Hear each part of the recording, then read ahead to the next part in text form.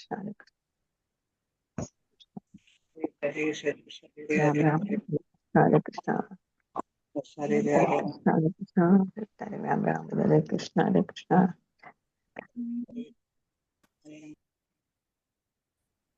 Hare Krishna. Screen தெரியுது எல்லாருக்கும்? தெரியுது மாதாஜி. ஓகே மாதாஜி. தெரியுது Mataji. Ram Ram, Hare Krishna. நம்ம நேத்திக்கு இந்த 3வது ஸ்டான்ஸா பார்த்த மாதிரி, அதாவது மகாபோதிஸ் அந்த பெரிய மலையில ஒரு கனக ருச்சிரே, அதாவது ஒரு கோல்டன் பேலஸ்ல, தங்க பேலஸ்ல அங்க பகவான் இருக்காரு.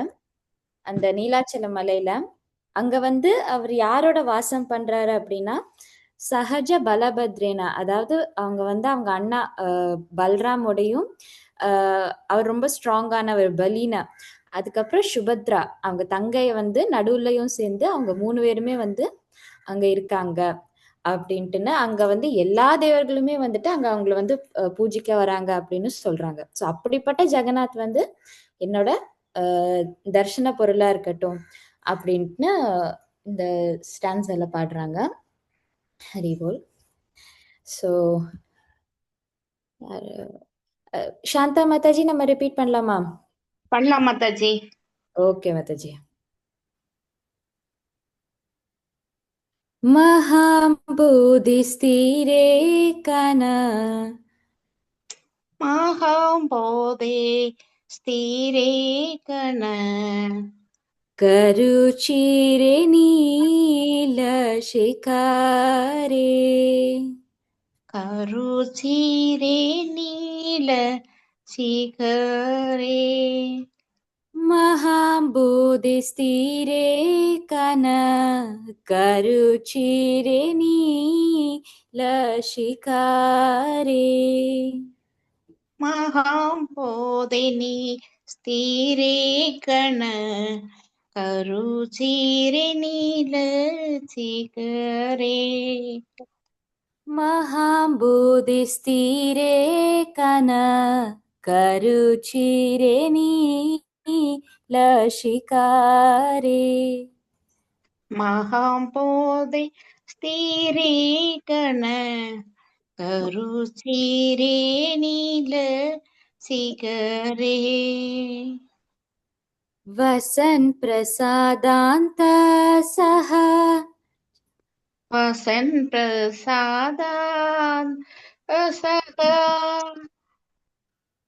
வசன் பிரசாதாந்த சஹ வசன் பிரசாதாந்த சக ஜபலபத்ரேன பலீனாம்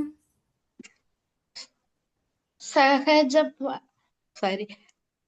பலபத்ரேன பலினா வசன் பிரசாதாந்த சஹ ஜபலபத்ரேன பலீனா வசன் பிரசாதாந்த சக ஜப பலபத்ரேன பலினா வசன் பிரசாதாந்த சஹ ஜபலபத்ரேன பலீனா வசன் பிரசாதாந்த சக ஜப பலபத்ரேன பலினா சுபத்ர மத்யஸ்தா சக சுபத்ரா மத்யஸ்தா சக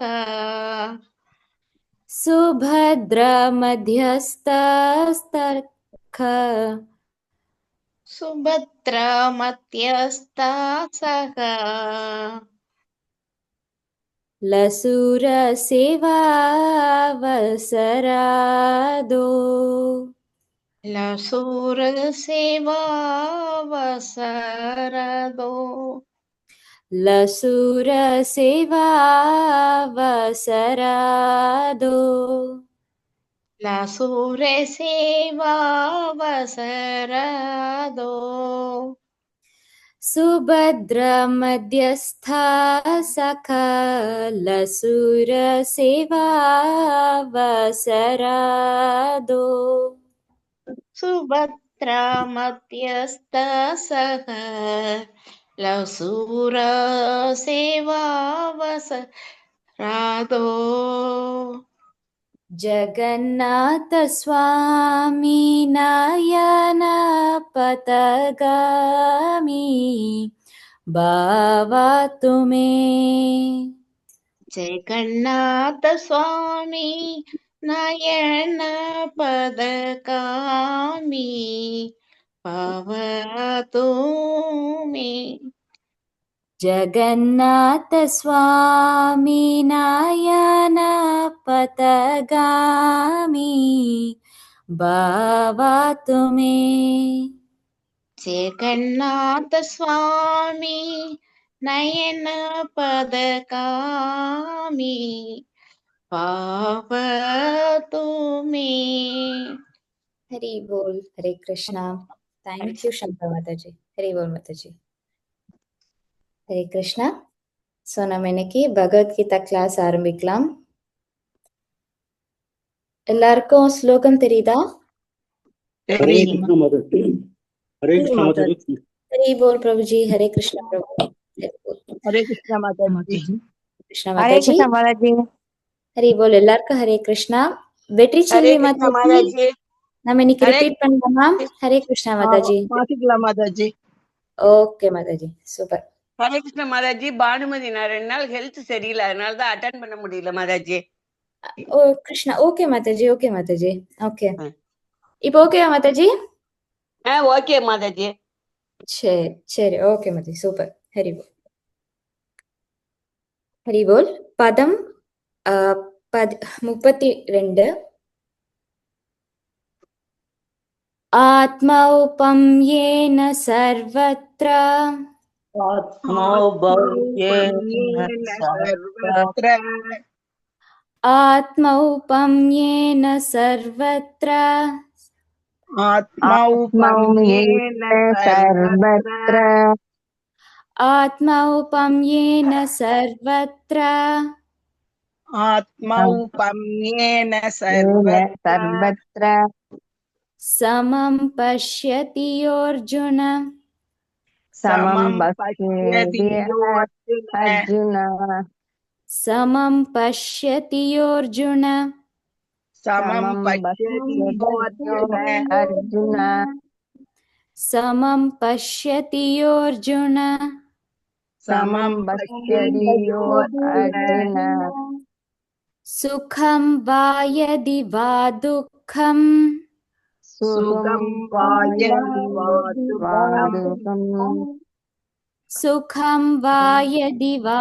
दुःखं सुखं वा यदि वा दुःखं सुखं वा यदि वा दुःखं सुखं वा यदि वा दुःखं स योगी परमो मतः स योगी परमो मतः स योगी परमो मतः स योगी परमो मतः स योगी परमो मतः स योगी परमो मतः आत्मौपम्येन सर्वत्र आत्मौपम्येन सर्वत्र समं पश्यति अर्जुन समं पश्यति अर्जुन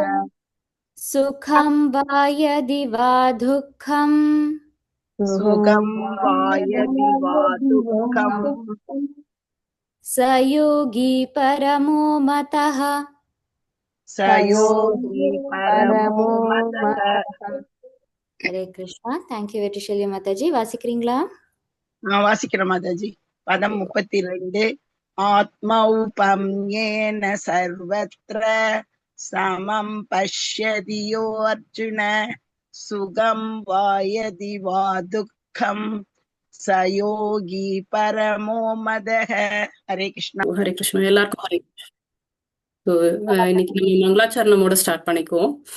ஓம் அஜ்ஞானதிமிராந்தஸ்ய ஞானாஞ்சனசலாக்கயா சக்ஷுருன்மீலிதம் येन तस्मै श्रीगुरवे नमः नमः ओं विष्णुपादाय कृष्णप्रेष्ठाय भूतले श्रीमते भक्तिवेदान्तस्वामिन्निति नामिने नमस्ते सारस्वते देवे गौरवाणि प्रचारिणे निर्विशेषशून्यवादी पाश्चात्यदेशतारिणे जय श्री कृष्ण चैतन्य प्रभु नित्यानंद श्री अद्वैत गदाधारा श्रीवासादि गौरभक्तवृंदा हरे कृष्णा कृष्ण कृष्ण हरे हरे हरे राम राम राम हरे हरे हरे कृष्णा.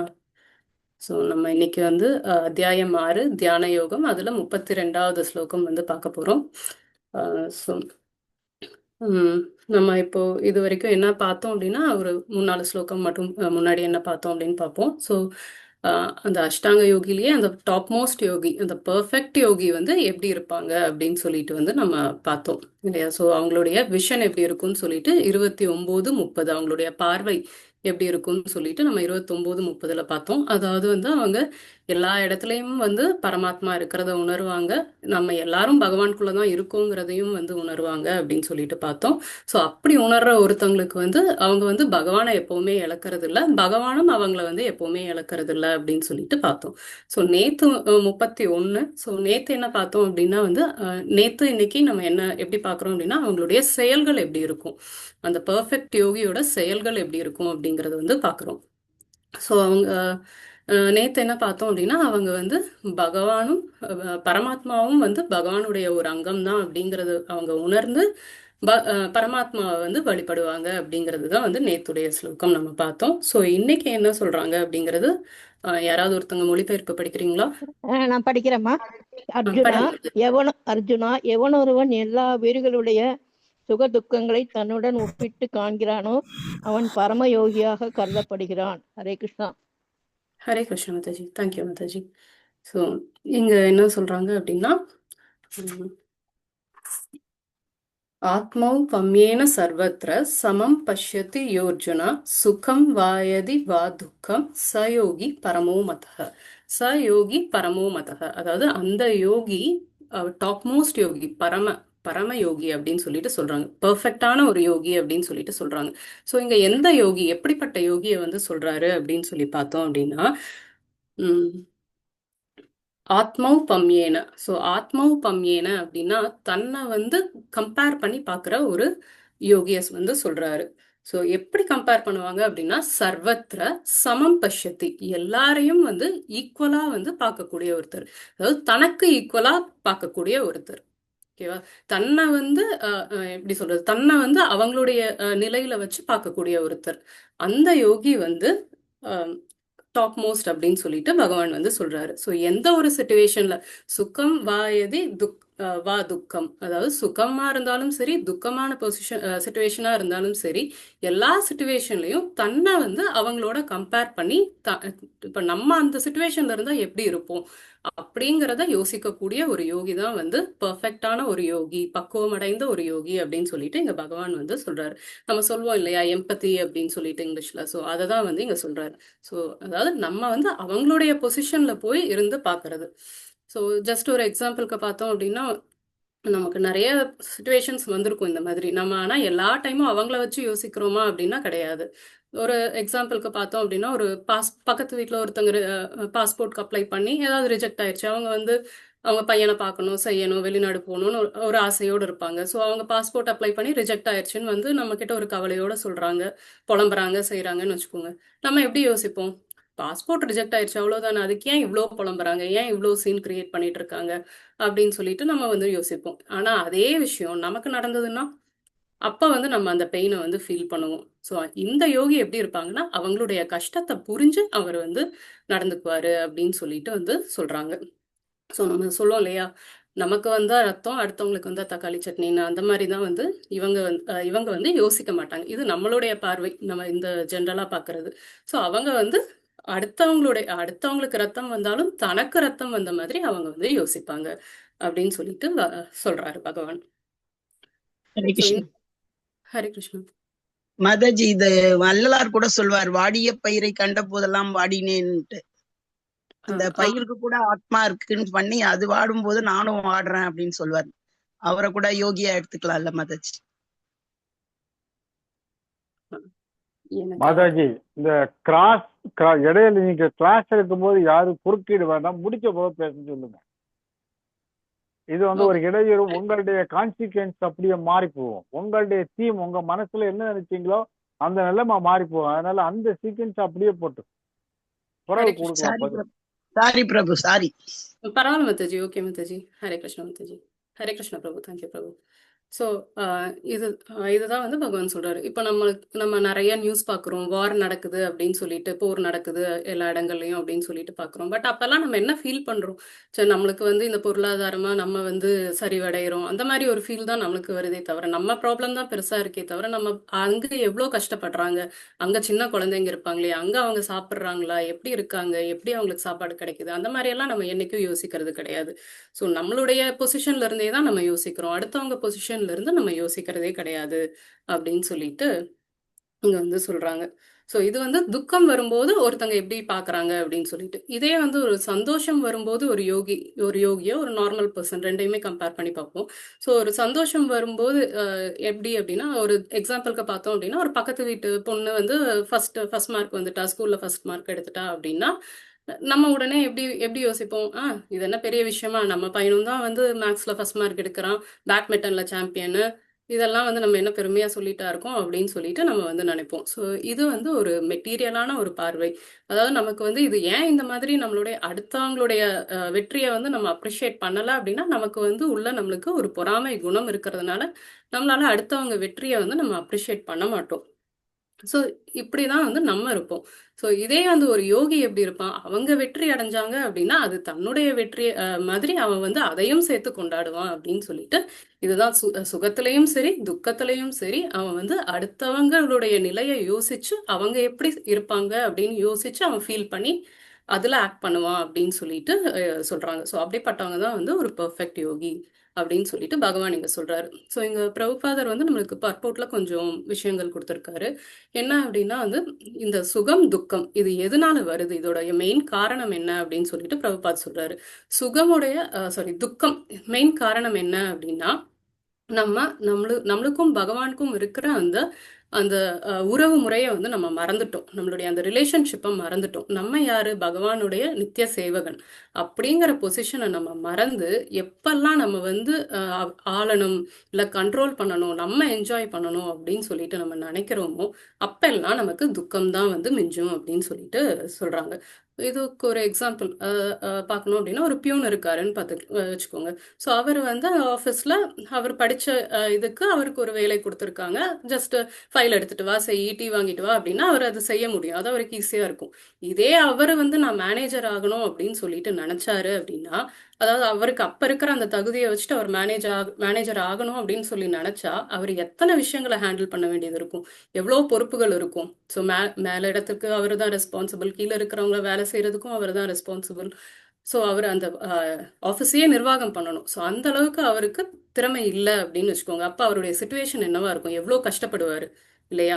ஸோ அவருடைய அந்த பொசிஷனை மறந்து இன்னொரு இதை வந்து அவர் ஆளணும் அப்படின்னு சொல்லிட்டு அவர் அந்த மேனேஜர் பொசிஷனுக்கு போகணும்னு நினைச்சாருன்னா, அவர் எவ்வளோ கஷ்டப்படுவார், எவ்வளோ சங்கடத்தில் இருப்பார். ஸோ நம்மளும் வந்து அதே மாதிரி ஒரு சுச்சுவேஷனில் தான் இருக்கும். நம்ம வந்து பகவானுடைய சேவகன்கிறத மறந்துட்டு நம்ம இதை ஆளணும் அதை ஆளணும், நம்ம அதை என்ஜாய் பண்ணணும்னு சொல்லிட்டு நம்ம நிறையா இந்த பௌதீகமான விஷயங்களை வந்து நம்ம சேகரிக்க ஆரம்பித்தோம் செஞ்சோம் அப்படின்னா, நம்ம வந்து கஷ்டத்தில் தான் வந்து இருப்போம் அப்படின்னு சொல்லிட்டு இங்கே வந்து சொல்கிறாங்க. அடுத்தது நம்மளுடைய சந்தோஷத்துக்கான காரணம். எப்ப வந்து நம்மளுக்கு வந்து சந்தோஷம் கிடைக்கும் அப்படின்னு சொல்லிட்டு, எப்ப வந்து நமக்கு சந்தோஷம் கிடைக்கும் அப்படின்னா, சாரி எப்ப வந்து நமக்கு சந்தோஷம், நம்மளுடைய சந்தோஷத்துக்கான காரணம் என்ன அப்படின்னு சொல்லிட்டு பார்த்தோம்னா, நம்ம ஆல்ரெடி பார்த்ததுதான் பகவத்கீதை 5.29 அஞ்சாவது சாப்டர்ல 29.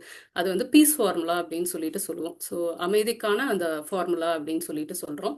ஸோ அதுல என்னென்ன சொல்லியிருந்தாங்க, பகவான் வந்து 3 விஷயங்கள் சொல்லியிருந்தாங்க. பகவான் தான் வந்து சுப்ரீம் என்ஜாயர், அதாவது சுப்ரீம் என்ஜாயர், அவர் தான் வந்து சுப்ரீம் கண்ட்ரோலர், அவர் தான் வந்து எல்லாருக்கும் உற்ற நண்பன் அப்படிங்கிறது யார் ஒருத்தவங்க புரிஞ்சுக்கிறாங்களோ அப்ப வந்து நம்ம அமைதியா இருப்போம், அந்த சந்தோஷத்தை அனுபவிக்கலாம் அப்படின்னு சொல்லிட்டு சொல்றாங்க. ஸோ இது எப்படி அப்படின்னா, நமக்கு ஏதாவது ஒரு சந்தோஷம் வரும்போது நமக்கு தெரியும் பகவான் தான் வந்து சுப்ரீம் என்ஜாயர், நமக்கு ஏதோ ஒரு சந்தோஷத்தை வரும் கொஞ்சம் கொடுத்துருக்காரு அப்படின்னு சொல்லிட்டு நம்ம நினைப்போம். ஸோ அப்போ அந்த டைம்ல நம்ம ஓவர் எக்ஸைட் ஆக மாட்டோம்.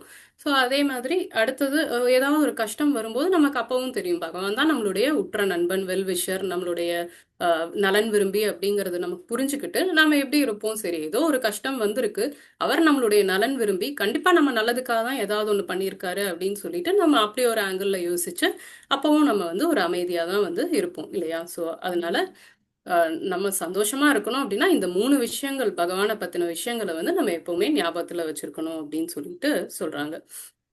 ஸோ அடுத்தது என்ன சொல்றாரு பிரபுபாத் அப்படின்னா வந்து ஒரு பக்குவமடைந்த அந்த யோகிக்கு வந்து நல்லாவே தெரியும் நம்மளுடைய ப்ராப்ளம்ஸ் எல்லாமே வந்து அந்த 3 என்ன சொல்றது 3 கிளேஷங்கள் அப்படின்னு சொல்லுவோம் இல்லையா, அதி ஆத்மிக், அதி பௌத்திக், அதி தெய்வீக் அப்படின்ட்டு.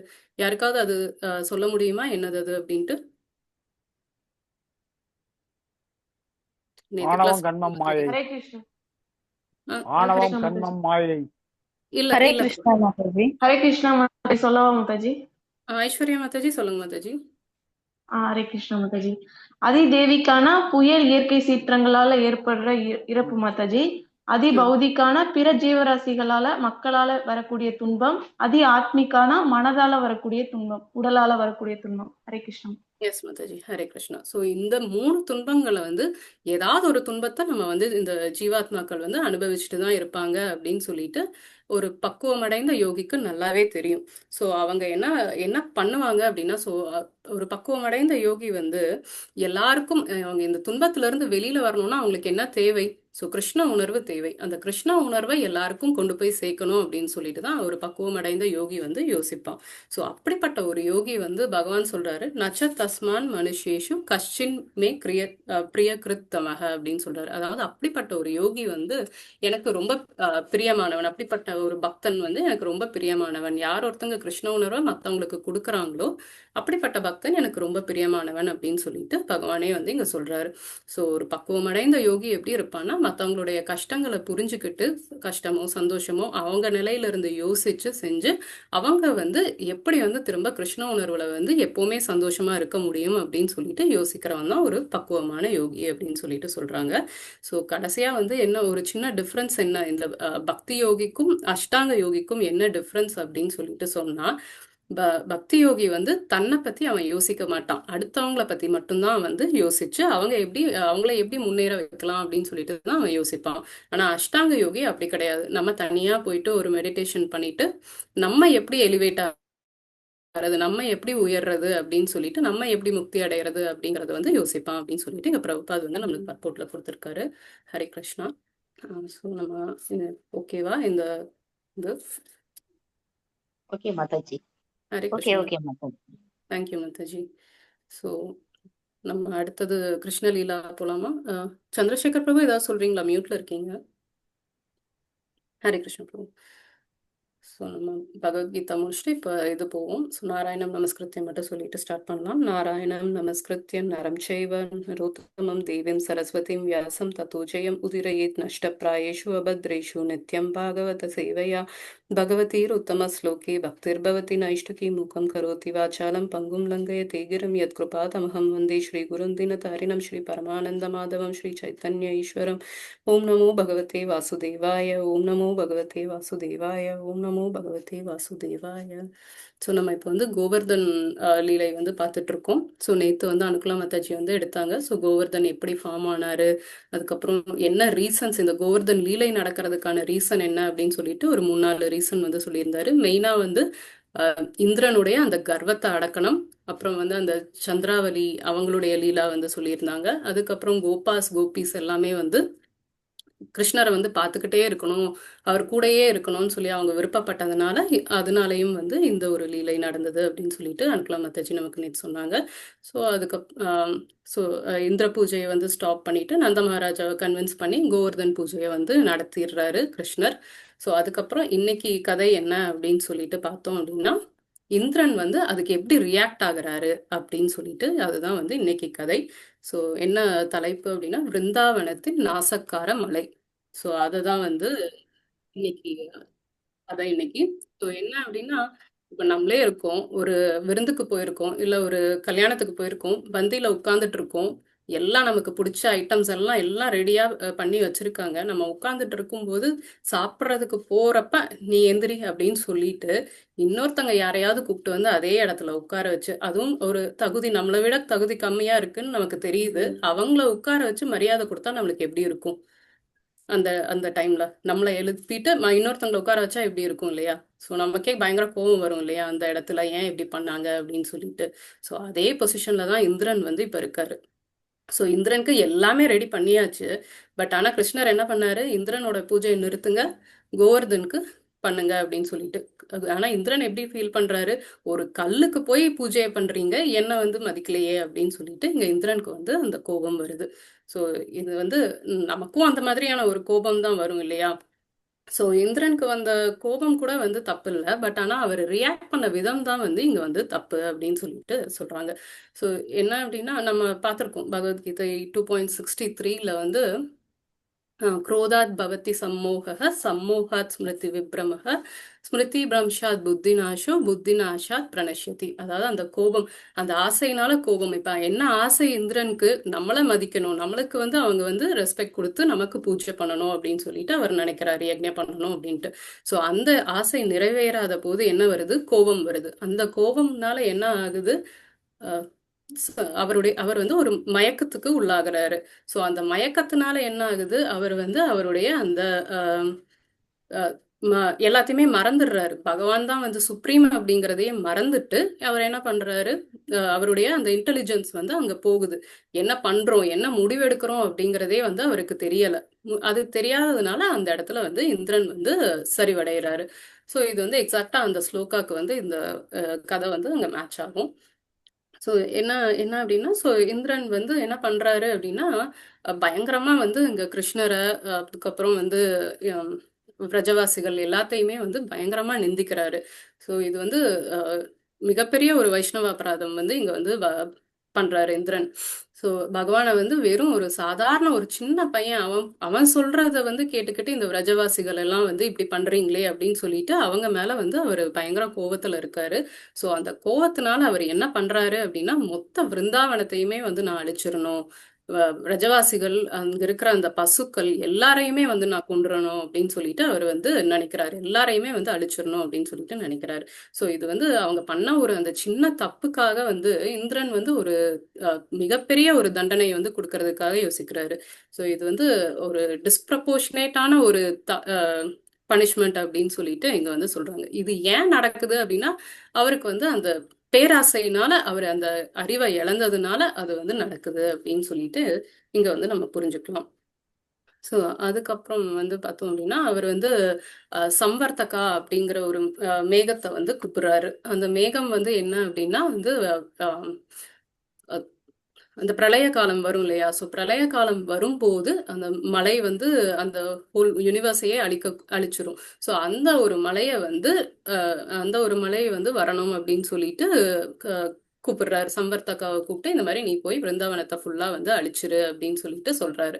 ஸோ சம்வர்த்தகா ஃபர்ஸ்ட் வந்து அவங்க வந்து முடியாது அப்படின்னு சொல்லிட்டு சொல்றாங்க, இது சரியில்லை, நாங்க போகல அப்படின்னு எல்லாம் வந்து சொல்றாங்க. பட் ஆனா வந்து அங்க இந்திரன் வந்து அவங்கள கன்வின்ஸ் பண்ணி நீங்க போங்க, நானும் உங்களுக்கு சப்போர்ட் பண்றதுக்கு பின்னாடியே வரேன் அப்படின்னு சொல்லிட்டு சம்வர்த்தகாவை போக சொல்றாரு.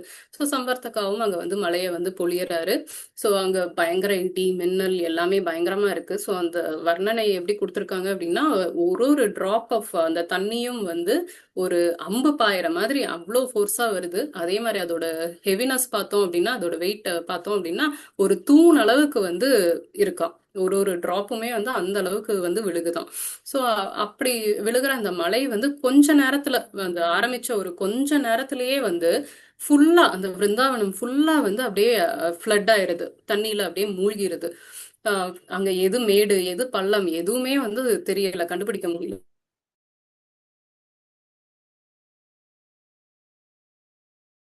சுவாசிகள் எல்லாம் என்ன பண்றாங்கன்னா அவங்களுக்கு இப்ப வேற எந்த வழியும் இல்ல, கிருஷ்ணர் கிட்ட போயிட்டு சரணடைகிறாங்க. சோ கிருஷ்ணா எங்களை வந்து காப்பாத்து அப்படின்னு சொல்லிட்டு நீ சொன்னதை தானே நாங்க எல்லாமே பண்ணோம், சோ இப்ப நீயே சொல்லு நாங்க என்ன பண்றது அப்படின்னு சொல்லிட்டு கிருஷ்ணர் கிட்ட சரணடைகிறாங்க. சோ இங்க நம்ம என்ன கத்துக்கலாம் அப்படின்னா, சோ நமக்கும் வந்து எந்த ஒரு பிரச்சனை வந்தாலும் நம்மளும் டைரக்டா வந்து கிருஷ்ணரை வந்து நம்மளும் போய் சரணடையணும். சோ நம்ம வந்து இந்த தேவதை வழிபாடு வந்து பண்ணக்கூடாது அப்படின்னு சொல்லிட்டு பகவானே சொல்றாரு. சோ அப்படி அவங்க அவங்க பகவானுடைய பேச்சை கேட்டுதான் அவங்களும் பண்ணாம இருக்காங்க, இந்திர பூஜை பண்ணாம இருக்காங்க. சோ அப்ப அந்த சமயத்துல பகவானே வந்து நம்மளை வந்து கண்டிப்பா காப்பாத்துவார். அவங்களுக்கு பகவான் மேல நம்பிக்கை இருந்தது. சோ பகவான் வந்து கண்டிப்பா காப்பாத்துவார். சோ அதே மாதிரி நம்மளுக்கும் பகவான் மேல நம்பிக்கை இருந்து நம்மளுடைய கஷ்டங்கள் வரும்போது நம்ம அவர்கிட்ட அப்ரோச் பண்ணணும். கண்டிப்பா அவர் வந்து நமக்கு ஹெல்ப் பண்ணுவாரு அப்படிங்கறது வந்து நம்ம இதுல இருந்து புரிஞ்சுக்கலாம்.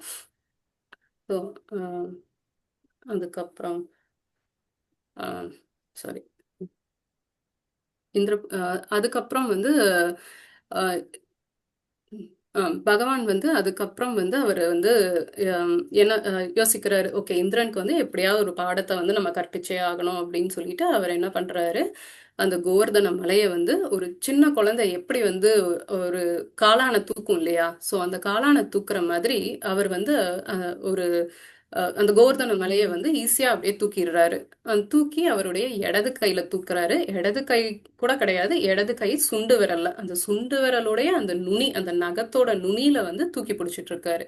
ஸோ உடனே அவர் தூக்கி பிடிச்சதும் இவங்க ஃப்ரெண்ட்ஸ் எல்லாம் என்ன பண்றாங்க, சுபலா, மது, அவங்களுடைய கிருஷ்ணருடைய அந்த ஃப்ரெண்ட்ஸ் எல்லாம் என்ன பண்றாங்க, நாங்களும் சப்போர்ட் பண்றோம் அப்படின்னு சொல்லிட்டு ஒரு குச்சியை தூக்கிட்டு போயிட்டு அந்த கோவர்தனுக்கு வந்து சப்போர்ட் பண்ணி அப்படியே நிக்கிறாங்க. அங்க வந்து அவங்க பேசிக்கிறாங்க, நீ ஒன்றும் பெருசா தூக்கல, நாங்க தான் வந்து உனக்கு சப்போர்ட் பண்றோம் அப்படின்னு சொல்லிட்டு அங்க வந்து மது, சுபலா எல்லாம் வந்து அங்க பேசுறாங்க. அதுவும் வந்து மது சொல்றான், நான் வந்து பிரேயர்ஸ் எல்லாம் பண்ணிட்டு இருக்கேன், நான் என்னுடைய அந்த பிராமண பிரேயர்ஸ் எல்லாம் சொல்லிட்டு இருக்கேன், ஸோ அதனாலதான் வந்து உனக்கு அந்த ஸ்ட்ரென்த் கிடைக்குது, இல்லைன்னாலாம் உன்னால தூக்க முடியாது அப்படின்னு சொல்லிட்டு அங்க மது வந்து சொல்றான். மீதி கோபிஸ் எல்லாம் அங்க இருக்கிறவங்க என்ன சொல்றாங்க அப்படின்னா, உனக்கு வந்து நாங்க தான் வந்து உங்களுக்கு அந்த இது கொடுத்தோம், வெண்ணெயை கொடுத்தோம், அந்த வெண்ணெய் தான் உனக்கு வந்து இந்த ஸ்ட்ரென்த்தை கொடுத்துருக்கு, நீ ஏன் ஒன்றும் தூக்கல அப்படின்னு சொல்லிட்டு அங்க வந்து அந்த மாதிரி பேசிட்டு இருக்காங்க. ஸோ இங்க வந்து எல்லாருமே வந்து ஜாலியா பேசிட்டு சிரிச்சுட்டு செஞ்சுட்டு இருக்காங்க. அப்போ வந்து கிருஷ்ணர் வந்து ராதாராணியை பார்க்கறாரு. ராதாராணியை பார்த்ததும் வந்து அப்படியே ஒரு ஷேக் கொடுக்குறாரு. ஒரு ஷேக் ஆனதும் வந்து அந்த கோவர்தன் மலை வந்து ஷேக் ஆகுது. ஷேக் ஆகுறத பார்த்ததுமே எல்லாரும் கொஞ்சம் அப்படியே பயந்துட்டாங்க. அப்ப யசோதாம்மா வந்து சொல்றாங்க, திட்டுறாங்க கோவர்தன் மலையை, நீ இப்படியே பண்ணிட்டு இருந்தேன்னா நான் உன்னை வந்து சபிச்சிருவேன், அந்த சின்ன பையனுக்கு வந்து இவ்வளோ ஹெவியா வந்து நீ வந்து இருக்கியே, இவ்வளோ வெயிட்டை கொடுக்குறியே அப்படின்னு சொல்லிட்டு நான் உன்னை சபிச்சிருவேன் அப்படின்னு சொல்லிட்டு யசோதாம்மா சொல்றாங்க. யசோதாம்மா சொன்னதும் அந்த கோவர்தன் என்ன ஆனாங்க அப்படின்னா, கொஞ்சம் ஒரு சின்ன ஒரு ஹைட், ஒரு சின்ன ஒரு கேப் வந்து கொடுத்து மேலே போயிடுறாங்க. அப்படியே ஃப்ளோட் ஆயிட்டு இருக்காங்க கோவர்தன். ஸோ இது பார்த்துட்டு கிருஷ்ணர் என்ன பண்றாரு, இப்படி இருந்தா வந்து அங்க இருக்கிறவங்க எல்லாம் வந்து மதிக்க மாட்டாங்களே, இப்ப நம்ம இப்பவே வந்து நீ தூக்கல, நான் சொல்றதுதான் கேக்குறாங்க, நான் சொல்ற இதனாலதான், நான் கொடுத்த வெண்ணெய்னாலதான் வந்து உனக்கு ஸ்ட்ரென்த்னு சொல்றாங்க, இப்ப ஃப்ளோட் ஆயிட்டு இருந்தா சுத்தமா யாருமே மதிக்க மாட்டாங்க அப்படின்னு சொல்லிட்டு மறுபடியும் போயிட்டு கிருஷ்ணர் வந்து லைட்டா அதை வந்து டச் பண்ணிக்கிறாரு. ஸோ டச் பண்ணிட்டு கோவர்தனை வந்து கேட்கிறாரு, நீ ஏன் வந்து போற, என் மேலேயே இரு அப்படின்னு சொல்லிட்டு அவர் வந்து இங்கே இரு அப்படின்னு சொல்லிட்டு அவர் சொல்றாரு. உங்க அம்மா தான் வந்து சபிச்சிருவேன்னு சொன்னாங்களே, அதனாலதான் வந்து நான் கொஞ்சம் மூவ் ஆனேன் அப்படின்னு சொல்லிட்டு அங்க வந்து சொல்றாரு கோவர்தன். ஸோ அதுக்கப்புறம் வந்துட்டு இப்படியே ஜாலியா எல்லாமே வந்து போயிட்டு இருக்கு. ஸோ 7 நாட்கள், அதாவது 7 பகல் 7 இரவுகள் வந்து போயிட்டு இருக்கு. ஸோ எல்லாருமே வந்து ரொம்ப ஜாலியா ஹாப்பியா போயிட்டு இருக்காங்க. எதுவுமே அவங்களுக்கு பசி தாகம் எதுவுமே வந்து தெரியல, ரொம்ப சந்தோஷமா இருக்காங்க. ஸோ சுத்தி விருந்தாவனம் சுத்தி வந்து இருட்டா இருக்கு, ஏன்னா மழை வந்துட்டு வருது செய்யுது. ஸோ அங்க ஃபுல்லா இருட்டா இருக்கு. ஆனா வந்து இவங்க வந்து இந்த கோவர்தன் கடியில மட்டும் வந்து நல்லா வெளிச்சமா இருக்கு, ஏன்னா வந்து அங்க பகவான் இருக்காரு. ஸோ அதனால வந்து அந்த இடமே வந்து ஒரு பிரகாசமாவே தான் இருக்கு. ஸோ இன்னொன்னும் நம்ம யோசிப்போம், இப்ப ஒரு நிறைய நாள் வந்து ஒரு யூஸ் பண்ணாத ஒரு இடம், அதாவது ஒரு மலை, ஒரு கல்லு பாறை இருக்கு அப்படின்னா அதை தூக்கும் போது அடியில என்ன இருக்கும், புழு பூச்சி அந்த மாதிரி ஏதாவது ஒரு விஷயம் இருக்கும் இல்லையா. ஸோ அதே மாதிரி இந்த கோவர்தன் மலையை தூக்கும் போது அடியில வந்து எல்லாம் என்ன நினைப்பாங்க, அடியில வந்து பாம்புகள் இருக்கும், இல்ல பூச்சி புழு அந்த மாதிரி கல்லு மண்ணு அப்படிதான் இருக்கும்னு நினைப்போம். பட் ஆனா அது தூக்குனதுக்கு அப்புறம் கீழேயும் வந்து எப்படி இருந்ததுன்னா ஃபுல்லா வந்து அப்படியே கிரீனா புல் தரையா அப்படியே ரொம்ப நல்லா இருந்ததாம். அங்கங்க வந்து குளங்கள், அந்த இது பசுக்கள் எல்லாம் குடிக்கிறதுக்கு செய்யறதுக்கு தண்ணி எல்லாமே அவங்களுக்கு தேவையானது எல்லாமே வந்து அங்க இருந்ததாம். ஒரு சின்ன ஒரு கிராமம் இருந்தா எப்படி இருக்குமோ அந்த அளவுக்கு அது வந்து அழகா இருந்ததாம் அந்த இடம். ஸோ அப்படிப்பட்ட இடத்துல அவங்க வந்து 7 நாட்கள் வந்து பகவானோடையே வந்து ரொம்ப சந்தோஷமா இருக்காங்க. ஸோ இதுக்கப்புறம் வந்து இவர் சம்பர்த்தகா வந்து சொல்றாரு போயிட்டு இந்திரன் கிட்ட, இந்த மாதிரி நிறைய மலை வந்து நாங்க கொடுத்துட்டோம், பட் ஆனா யாருமே வந்து இறக்கல, எல்லாரும் வந்து இந்த கோவர்தன் மலைக்கு அடியில வந்து சேஃபா இருக்காங்க, கிருஷ்ணர் கோவர்தனை தூக்கி பிடிச்சிட்டு எல்லாரையும் பாதுகாத்துட்டு இருக்காருன்னு எல்லாம் போய் சொன்னதும் இந்திரனுக்கு பயங்கர கோபம் வந்துடுது. ஸோ பயங்கர கோபம் வந்துட்டு அவர் வந்து அந்த இதை வந்து அவரே வந்து நான் வந்து அழிக்கிறேன் அப்படின்னு சொல்லிட்டு வர்றாரு. ஸோ அவரும் வந்து எல்லா ட்ரையும் வந்து பண்றாரு, இன்னும் இடி மின்னல் அந்த மாதிரி பயங்கரமா எல்லாத்தையும் இது பண்றாரு. பட் ஆனா எதுவுமே நடக்கல. ஸோ அதுக்கப்புறம் தான் வந்து இவர் ரியலைஸ் பண்றாரு, 7 நாளா அதுவும் சம்பர்த்தகா மலையை வந்து கொடுத்தும் கூட ஒண்ணுமே நடக்கலையே அப்படிங்கறது. அப்பதான் அவர் கொஞ்சம் வந்து ரியலைஸ் பண்ணி, ஓ இவர் தான் முழுமுதற் கடவுள் அப்படின்னு சொல்லிட்டு ஃபீல் பண்ணி, அதுக்கப்புறம் அந்த மலை அந்த மேகங்களை எல்லாம் வந்து திருப்பி போங்க அப்படின்னு சொல்லிட்டு அனுப்பி விடுறாரு. ஸோ அதுக்கப்புறம் தான் வந்து அந்த இடம் வந்து ஃபுல்லா அந்த வெளிச்சம் எல்லாம் வந்து அதுக்கப்புறம் வந்து கிருஷ்ணர் வந்து எல்லாரும் நீங்க எல்லாம் வீட்டுக்கு போகலாம், எல்லாம் நார்மல் ஆயிடுச்சு, நீங்க வீட்டுக்கு போங்க அப்படின்னு சொல்லிட்டு சொல்றாரு. அதுக்கப்புறம் எல்லாரும் வெளியில வந்துடுறாங்க கோவர்தன் மலையில இருந்து. ஸோ பகவான் வந்து அப்படியே மெதுவா வந்து அந்த இதை வந்து கீழே வச்சுட்டு அவரும் வந்து வெளியில வராரு.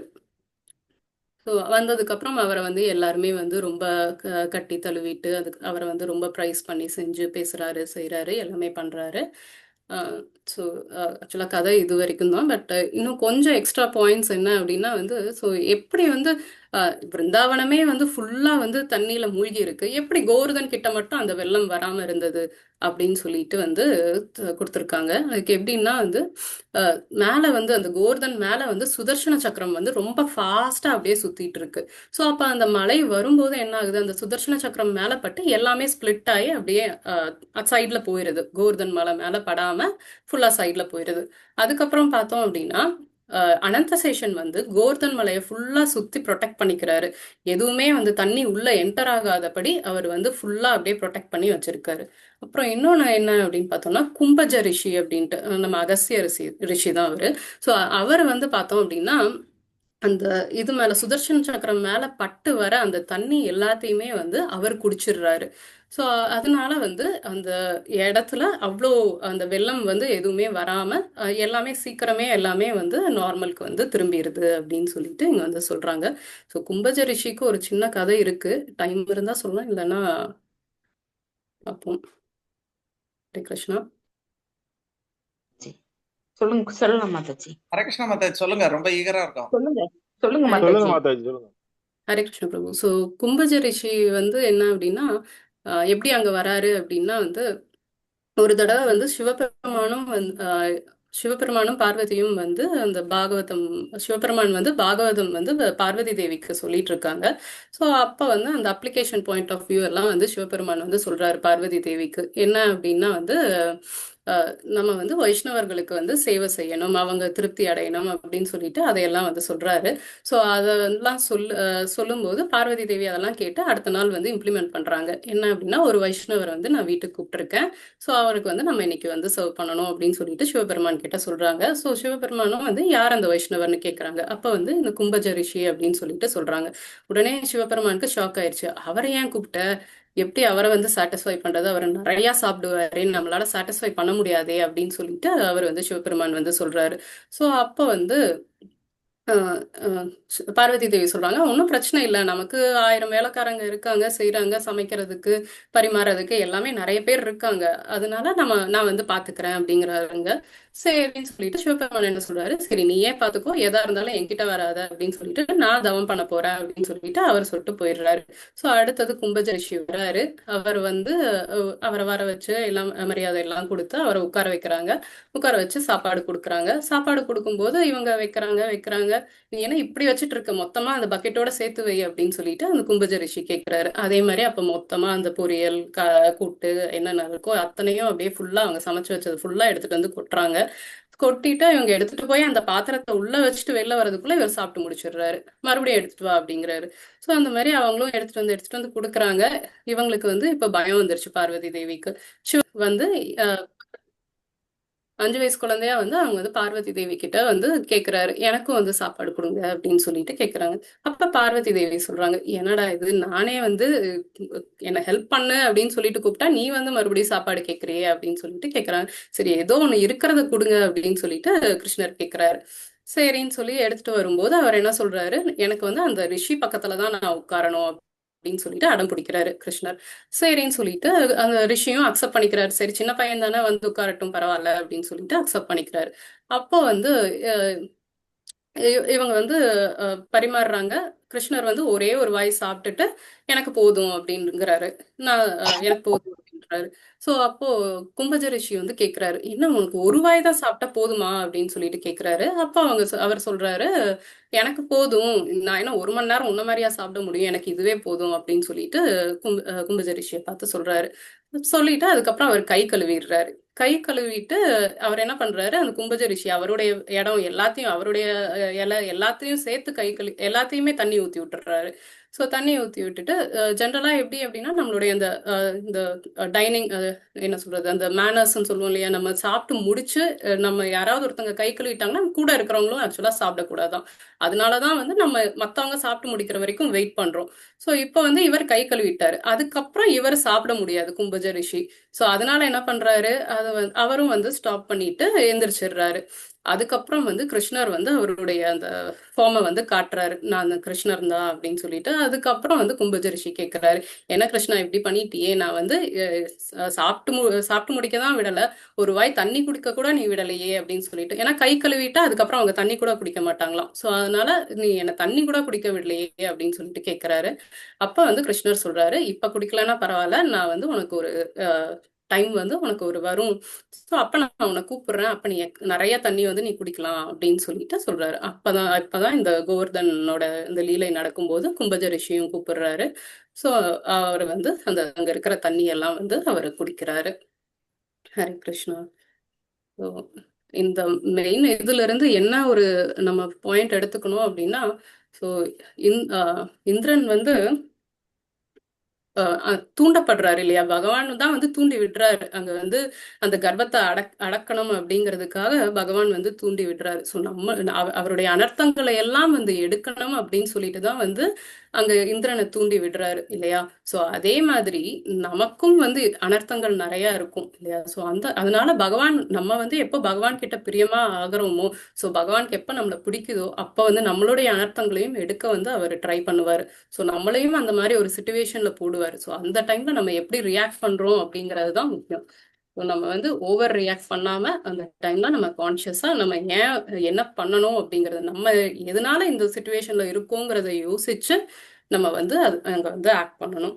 இன்னொன்னு என்ன அப்படின்னா, இந்திரன் வந்து இந்த ஒரு சுச்சுவேஷன் இருந்ததுனால இந்திரன் வந்து இப்படி நடந்துகிட்டதுனால நம்ம இந்திரனை வந்து தப்பாவும் எடுத்துக்க கூடாது. ஏன்னா அவர் வந்து ஒரு தேவர்கள், அதுவும் இல்லாம அவர் தான் வந்து ஒரு கிங் இல்லையா, அந்த சொர்க்கத்துக்கே வந்து ராஜா. சோ அப்படி இருக்கும்போது அவரை வந்து நம்ம தப்பா வந்து யோசிக்கவே கூடாது. அவருக்கு அந்த குவாலிட்டி இல்லாம பகவான் வந்து ஒரு இந்திர பதவியை வந்து கொடுத்துருக்கவே மாட்டாரு இல்லையா. சோ அப்படி இருக்கும்போது நம்ம வந்து ஒரு சுச்சுவேஷனை மட்டும் வச்சுக்கிட்டு இந்திரன் இப்படிதான் அப்படிங்கிற ஒரு டெசிஷனுக்கும் வரக்கூடாது. சோ நம்ம இங்கேயும் இப்ப நம்ம இருக்கிற இந்த சுச்சுவேஷன்ல நம்ம சுத்தி இருக்கிறவங்க இல்ல ஒரு டிவோட்டிஸ் ஏதோ ஒரு தப்பு பண்ணிட்டாங்க ஒரு சுச்சுவேஷன்ல அப்படின்னா உடனே அவங்க இப்படிதான் அப்படின்னு சொல்லிட்டு நம்ம வந்து யோசிக்க கூடாது. அவங்க கிட்ட இன்னும் நிறைய நல்ல குணங்கள் இருக்கலாம். ஏதோ ஒரு சுச்சுவேஷன்ல அவங்க தப்பா நடந்துக்கிட்டாங்க அப்படிங்கிறதுக்காக நம்ம வந்து அவங்கள வந்து தப்பா யோசிக்க கூடாது அப்படிங்கிறது புரிஞ்சுக்கணும். Hare Krishna. Very good, very good. Hare Krishna பிரபு.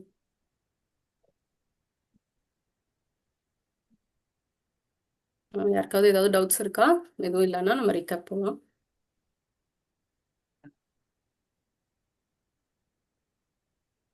ஹரே கிருஷ்ணா. பகவத்கீதையில சொன்னீங்களா மாதாஜி, எஸ் அதாவது பிரபு. நம்ம வந்து எப்பயுமே அடுத்தவங்க இடத்துல இருந்து யோசிக்கணும் அப்படின்னு ஆமா பிரபு. சூழ்நிலை வரும்போது, அது வந்து எப்படின்னா எப்படி சொல்றதுன்னா, இப்ப இல்ல இதுக்கு முன்னாடி ஒரு சில இடத்துல எல்லாம் நான் யோசிச்சிருக்கேன். இந்த கிளாஸுக்கு வரும்போது அப்படின்றதோட அர்த்தம் இப்பதான் புரியுது. அப்பயே சில இடத்துல எல்லாம் ஒரு ஃப்ரெண்ட்ஸ் கூட இருக்கும்போது சில யோசிச்சிருக்கேன். அவன் சொல்லுவேன், அவனுக்கு என்ன சொல்லணும்னே தெரியாதுடா, நீ ஏன்டா அவனை போய் திட்டு அப்படின்லாம் ஒரு வேலைக்கு போகும்போது வேலை இடத்துலயோ இல்ல ஃப்ரெண்ட்ஸ் சொல்லியிருக்கோம். இதுக்கான அர்த்தம் எனக்கு புரியல.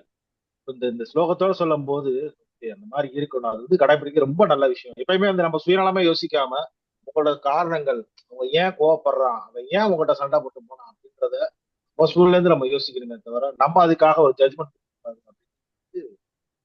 வரும். அது இப்ப நான் ரியலைஸ் பண்ணி பார்த்தேன். ஒரு காலகட்டத்துல சொல்லியிருக்கோம், ஆனா அது அன்னைக்கு அது புரியல. இன்னைக்கு அது அந்த பகவத்கீதை மூலம் நம்ம சொல்லி புரிஞ்சுக்கும் போது ஓகே அதுதான் உண்மையான ஒரு ஒரு கரெக்டான பாயிண்ட் அப்படின்றது புரிஞ்சுக்க முடியும். Thank you mother. ஹரே கிருஷ்ண பிரபு. தேங்க்யூ பிரபு. ஹரே கிருஷ்ணா. தரு மாதாஜி, இன்னைக்கு யார் ரீகேப்? இன்னைக்கு நம்மளுக்கு நான்தாம்மா, நான் தான் ரீகேப். ஹரே கிருஷ்ண பிரபு. இருக்கேன். ஆரம்பிக்கலாமா? எஸ் பிரபு. அரே மாதாஜி, இன்றைக்கு ஸ்லோகம் 32. இந்த 32ல் சொல்லப்பட்ட கருத்தானது, அர்ஜுனன் எவனொருவன் எல்லா உயிர்களுடைய சுக துக்கங்களையும் தன்னிடம் ஒப்பிட்டு காண்கிறானோ அவன் பரம யோகியாக கருதப்படுகிறான். இதை வள்ளுவர் ஒரு இடத்துல எப்படி திருவள்ளுவர் சொல்லுகிறார், ஏதிலார் குற்றம் போல் தம் குற்றம் காண்க தீதும் உண்டோ மண்ணு இருக்குன்னு சொல்லி அருமையா அந்த இடத்துல விளக்கம் தெரிகிறார். இதனுடைய கருத்தை தான் அவரும் சொல்லியிருக்காரு. பகவத்கீதையில சொன்னதான் அவர் சொல்லியிருக்காரு. அடுத்தது அஷ்டாங்க யோகியினுடைய நிலையை குறித்து சிறப்பாக விளக்கினீர்கள். பகவானுக்கு பரமாத்மாவும் ஒருவர். பகவான் பரமாத்மா யாரு? அது பகவான்ல ஒருவர் என்று விளக்கம் கொடுக்கப்பட்டது. பரம யோகி இந்த சர்வத்திர சமம் என்ற நிலையிலிருந்து ஒரு உயர்ந்தவர் என்ற ஒரு நிலையும் வருது. எவன் ஒருவன் கிருஷ்ணனுடைய உறவை மறந்த காரணத்தினால் இந்த ஜட உடலுடன் அவன் முக்கணங்களால் மிகவும் துன்பப்படுகிறான். அந்த மூவகை துன்பங்களுக்கும் உட்படுத்தப்பட்டு சந்தோஷமான சூழ்நிலையில் அவன் மாறுகிறான். ஆனா பொறாமையும் வந்து வருது, அப்ரிசியேஷன் இருக்காது. கிருஷ்ணார்ப்பணம் எந்த இடத்துலயுமே கிருஷ்ணன் தான், கஷ்டப்பட காரணமும் கிருஷ்ணன் தான், மகிழ்ச்சி அடைய காரணமும் கிருஷ்ணன் தான் என்ற கருத்தை அவர்கள் விளக்கினார்கள். இனி மூவகை குணங்கள் சொன்னாங்க. அதிதேவம், மக்கால் வரும் துன்பம், மனதால் வரும் துன்பம் எல்லாம் மிக சிறப்பாக இருந்தது. பக்குவமடைந்த யோகியனுடைய நிலையானது உயிர்வாளிகளின் நலனை எப்போதும் விரும்புவான் என்ற கருத்து மிக சிறப்பாக கொள்ளப்பட்டது. மொத்தத்தில் இந்த ஒரு சூத்திரம் நாம் எல்லோரிடமும் தன்னை போல் பிறரை எண்ண வேண்டும் என்ற எண்ணத்தோடு வர வேண்டும் என்ற கருத்து நிலவுகிறது. அடுத்ததாக பாகவத கதை, பிருந்தாவனத்தில் நாசக்காரனுடைய மழை, அது செய்யாதன செய்தன என்ற அந்த ஆண்டாள் பாடக்கூடியதிலே செய்யாதன செய்த எல்லாம் என்ற ஒரு சொற்றொடர் வரும். அதுல இந்த பிருந்தாவனத்தில் அவர் என்னென்ன செய்தாரோ கிருஷ்ணனுடைய லீலைகள் அந்த ஒரு சொல்லில் அடக்கி விட்டார். செய்யாதன செய்த எல்லாம் என்ற ஒரு சொல்லால் கோவர்த்தன மலையை தூக்கி இந்த உயிரினங்களை காப்பாற்றி பெருமழையை காப்பாற்றியது வரலாறு. இந்த வரலாற்று உண்மை மிக மிக சிறப்பாக எல்லாருடைய கதைகளிலும் எப்போதும் அடிக்கடி விளம்புகின்ற ஒரு கதை இது. இந்த கதையினுடைய உண்மை மிகவும் சிறப்பாக இருந்தது. ஆணவத்தால் அழியக்கூடாது, கிருஷ்ணன் தான் பரமாத்மா தான், அவன் தான் உயர்ந்தவன், அவனுடைய கட்டுப்பாட்டில் தான் எல்லாமே இயங்குகிறது என்பதை குறிப்பாக உணர முடியுது.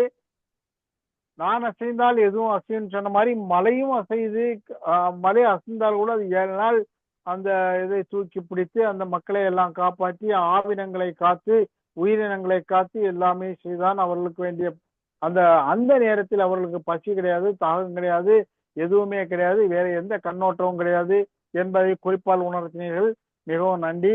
அடுத்ததாக அந்த கும்பரேஷனுடைய சிவன் பார்வதிக்கு அந்த பார்வதி அம்மையார் அன்னதானம் கொடுத்தது. அந்த அன்னதானத்தில் கொடுக்க